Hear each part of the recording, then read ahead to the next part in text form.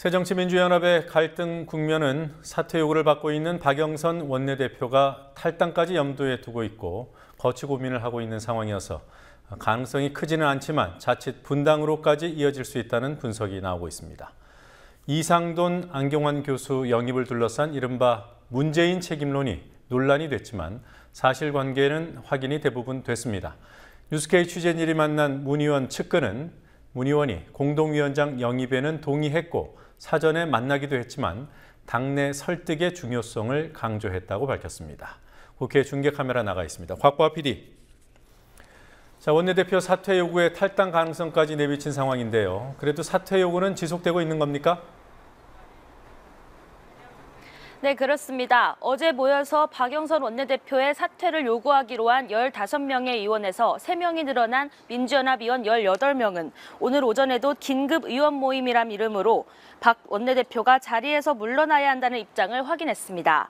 모임 후 기자들과 만난 유승희 의원은 박 원내대표가 자진 사퇴하지 않을 경우 공동 대응할 것이라며 사퇴 요구는 삼선 의원, 중진 의원, 원로 모임, 초선 의원 등에서 지속되어 왔다고 말했습니다. 이들과 별도로 어제 각각 모임을 가졌던 삼선 의원 6명과 김근택의 민평윤 소속 8명은 오늘 박 원내대표의 자진 사퇴를 요구하기로 한 어제의 결정과 같은 결론을 내렸습니다. 그러나 원혜영, 문희상, 정세균, 박지원 등 중진 의원 12명은 오늘 오전 대책회의를 열어 박영선 원내대표의 의사표시를 보고 대책을 세우는 게 맞다는 유보적인 입장을 내놨습니다. 박 원내대표가 탈당까지 얘기하는 데에는 민주연합 거의 모든 의원들과 그룹들이 반대하고 나섰지만 원내대표 사퇴 요구는 가라앉지 않고 있습니다. 박영선 원내대표가 오늘 모습을 보이지 않았다고 들었습니다. 지금 어디에 있는지 확인이 됩니까?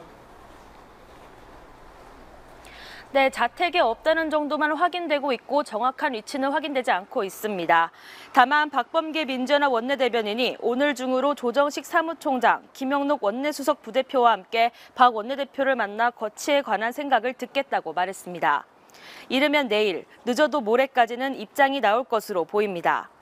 박범계 원내대변인은 오후 기자회견에서 당직자와 원내대표단의 회의 결과를 발표하며 어떤 경우에도 탈당은 있을 수 없고 만약 박 원내대표에게 조금이라도 그런 의사가 있다면 적극 만료하기로 결의했다고 말했습니다. 원내대표의 탈당이라는 초유의 사태가 일어날 가능성은 높지 않습니다. 그러나 리더십이 크게 훼손된 상황에서 탈당까지 언급한 마당이라서 원내대표 자리를 내놓는 일은 이제 시간 문제인 것으로 보입니다. 이상돈 교수 영입 과정에서 문재인 의원의 역할에 대한 공방도 이어지고 있죠. 문재인 의원이 동의를 하긴 했지만 당내 설득의 중요성을 강조했다. 이런 입장이더군요. 네, 국민TV 취재 결과 문재인 의원은 이상돈, 안경환 두 교수를 공동 비대위원장으로 영입하는 방안에 동의한 것으로 확인됐습니다. 문 의원 측근을 통해 확인한 내용입니다.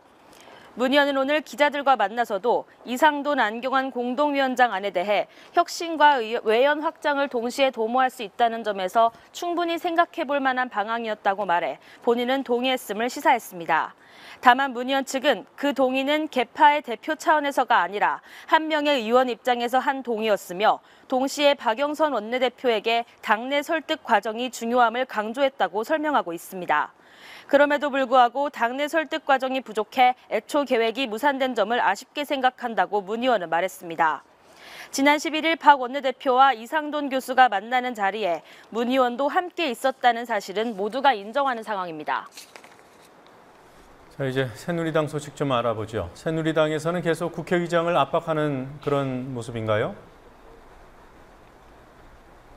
네, 새누리당은 민주연합 내부 사정으로 세월호 특별법은 물론이고 정기국회 의사일정 논의가 불가능해졌다며 정의화 국회의장의 결단을 촉구했습니다. 이완구 원내대표는 오늘 오후 의원총회에서 협상이라는 게 상대가 있어야 하는데 협상 파트너가 없어져 버렸다며 내일 국회 운영위원회를 소집해 의사일정을 논의하는 데 민주연합의 협조를 촉구했습니다. 오늘 오전에는 조혜진, 김영우 의원 등 초재선 의원 8명이 아침 소리란 모임을 출범시킨 후 정의화 의장을 찾아 법사위를 통과한 90여 개 법안을 본회의에서 즉각 처리해야 한다고 요구했고 지난 재보선에서 당선된 정미경, 김용남 의원 등 11명도 기자회견을 열고 국회의장을 압박했습니다. 새누리당은 오늘 의원총회 후에는 본회의장에 단체로 입장해 본회의 개최를 촉구하는 퍼포먼스를 하는 방안도 검토한 것으로 알려졌습니다. 반대 의견이 많아 실제로 하진 않았지만 이런 식으로 새누리당은 국회 정상화를 바라는 새누리당과 비정상 상태에 책임을 져야 할 민주연합이란 틀로 대국민 홍보전을 이어갈 것으로 보입니다. 여당 내에서도 대화파 움직임이 좀 더 구체화되는 모양이에요. 오늘 모임이 있었다는데 몇 명이나 모였습니까? 네, 당내 중도파로 분류되는 정병국, 김세연, 황영철 의원 등 15명이 오늘 오전 개혁 노선을 지향하는 중도파 의원들의 모임을 열고 당 내부에 있는 국회 선진화법 개정 움직임을 반대한다는 입장을 정리했습니다.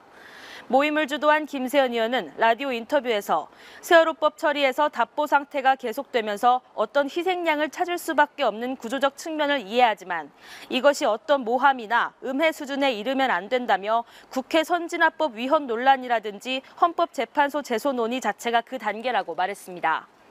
김세연 의원은 18대 국회에서 해머, 쇠사슬, 소화기, 공중부양, 부러진 팔과 이빨 등 유혈이 낭자했던 상황을 떠올려야 한다며 야만 상태의 폭력 국회를 돌이키려고 하는 시도가 돼선 안 된다고 강조했습니다. 하지만 오늘 이총우 국회 선진화법의 존속을 얘기하는 의원은 소수에 불과하다는 새누리당 김현숙 대변인의 말은 중도파의 입지가 얼마나 약한지를 보여줬습니다. 새누리당이 요구했던 오늘 본회의가 열리지 않았습니다. 정의화 국회의장 어떤 계획인 겁니까? 네, 정의화 의장은 오늘 새누리당 초재선 의원 모임과의 면담에서 오는 19일 대정부 질문부터 국회의장 직권으로 정기국회 이사 일정을 진행시킬 것임을 내비쳤습니다. 정 의장은 지난 12일 국회 운영위에 공문을 보내 17일부터 교섭단체 대표 연설, 19일부터는 대정부 질문, 26일 본회의 등으로 이어지는 일정안을 제시했는데요. 야당의 혼란 때문에 대표 연설은 못해도 19일 대정부 질문 이후 일정은 진행시키겠다는 뜻을 오늘 밝혔습니다. 또한 정 의장은 본회의에 계류 중인 90여 개 법안을 먼저 처리해달라는 여당 의원들의 요구는 일단 거부하면서도 국회가 법안 처리를 하지 못한 채 5개월이 지나 한계에 다다랐다며 26일 본회의 처리 가능성을 열어뒀습니다. 국회 정상화 논의를 위해 정 의장이 오늘 열려고 했던 국회의장단, 여야 지도부 연석회의는 무산됐습니다. 정 의장은 내일 오후 2시 국회 운영위 결과를 보고 정기국회 일정을 결정하겠다는 입장으로 만약 운영위에서도 의사 일정이 합의되지 않으면 의장 단독으로 결정할 수 있다는 관측도 나오고 있습니다. 김문수 전 경기지사가 새누리당 이른바 보수혁신특별위원회 위원장으로 내정이 됐더군요. 어떤 배경이 있습니까? 네, 7월 전당대회 때부터 혁신을 강조했지만 당대표 취임 후 2달 동안 별다른 혁신 성과를 보여주지 못한 김무성 대표가 외부 인사 영입에 실패한 후 더 이상 시간을 끌 수 없어 당내 인사를 발탁했다는 설명이 있습니다. 다른 측면에서는 김 대표가 차기 대선 주자 경쟁자인 김문수 전 경기지사를 끌어안는 등 통 큰 정치인의 모습을 보여주려는 포석이란 해석도 있습니다. 김영우 새누리당 수석 대변인은 김무성 대표가 김문수 전 지사의 2차례 도지사 경험과 삼선 국회의원 경험, 개혁에 대한 진정성과 성실함을 높이 샀다고 설명했습니다. 15명 내외로 구성될 새누리당 보수혁신특별위원회는 앞으로 6개월간 국회의원 특권 내려놓기와 당 개혁 작업을 위한 로드맵 등을 만들다고 밝혔습니다. 지금까지 국회에서 국민TV 뉴스 곽보아입니다.